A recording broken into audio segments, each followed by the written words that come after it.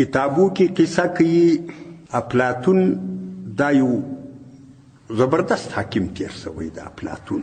مشهور د وسم یو سړی بل ته وایي کاکا له ځانه دې افلاطون جوړ کړی افلاطون تقریبا 2000 کاله د هغه د وخت کې تیر شوي دي وسم په خلکو کې شهرت لري نو افلاطون ویل چې زه د الله جل جلاله سره بې له واسطې ځان وصل کوم ضرورت دې ته نشته چې زه د یو پیغمبر اتباع وکړم تر یو شریعت ځان را لاندې کړم د هوښیار یم په هر څه پوهېږم نو زه بیا پیغمبر څه کوم افلاطون کې دغه ماده وه دا د جربزت د افراط پر خوا تللی و ډېر لوړ نو افلاطون ته د خپل وخت پیغمبر راغی دا تر نبي علیه السلام مخکې و دا د افلاطون وخت د وخت پیغمبر ورته راغی افلاطون ته وویل چې زه الله جل جلاله پیغمبر را لېږلی یم د انسانیت د اصلاح دپاره نو ته د الله جل جلاله الوهیت ومنه زما پیغمبري ومنه نو افلاطون ورته ویل چونکې افلاطون خو افلاطون و نو یې ورته ویل چې ښه داسې یې ده چې ته الله پیغمبر را لېږلی د پیغمبر سره یو دلیل وي چې معجزه بلل کېږي تا سره هغه دلیل شته نو د ول معجزه خو داسې اختیاري شی نه ده به هر حال که ته مطالبه وکړې زه به الله ته رجوع وکړم که د الله حکمت تقاضا د معجزې د ښکاره کولو وکړه نو خو معلوم به شي کنې زما په واک کې خو دا خبره نشته نو افلاطون سره یې ومنده کوه یا د بادام دانه وه یا د زردالو دانه ورشئ ده ته یې ورکړه چې ته دا په دا مځکه کې پټه کړه الله جل جلاله ته دعا وکړه چې د ستې راشنه کې میوه وکړي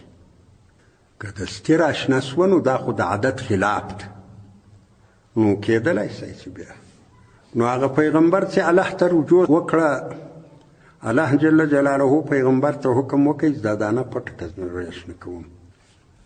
نو پیغمبر هغه ځای سره واړه او دانه یې کې کښېښوه افلاطون یوه بله ورسره کښېښوه خاورې چې یې پر راواړولې دواړې راشنې شوې درختې شوې میوه یې وکړه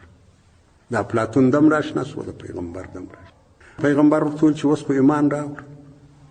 اوس خو د معجزه دې ولید هغه ولیانو خو زما درخت هم راشنه سوه ستا هم راشنه سوه که معجزه یې نو خو زما دپاره بم وي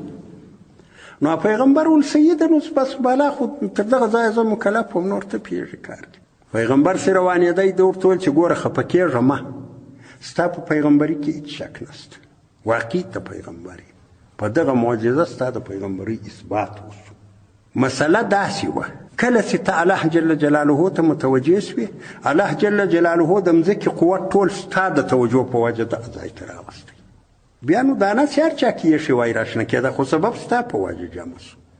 هغه زما په وجه نه ده جمع سوی یا سبب ستا په وجه جمع سو طاقت دلته راغی دانه نو بیا چې هر چا کې ایښې وای هغه راشنه کېده نو بیا یې ورته ویل چې ګوره زه خو دونه هوښیار یم خو د ودې لیدم ته ولاړ شه پیغمبر خو رالېږل سوی یې سید پر جاهلانو وګرځه زه خو د دی هوښیار یم په ما نو څه کار لري هغه ویل سید هغه ځینې ولاړ افلاطون بې ایمانه تر دنیا تېر شو کافر ولاړی پر ځان اعتماد وکړئ و دونه هوښیار لیکن خپل عقل کې دا قبضان دغه طاقت نه و چې د شریعت تابع کړی وای بعضې هغه مسائل چې هغه الله پر موږ پوښیده کړي دي هغه یې دغه یې پوښیده پرېښي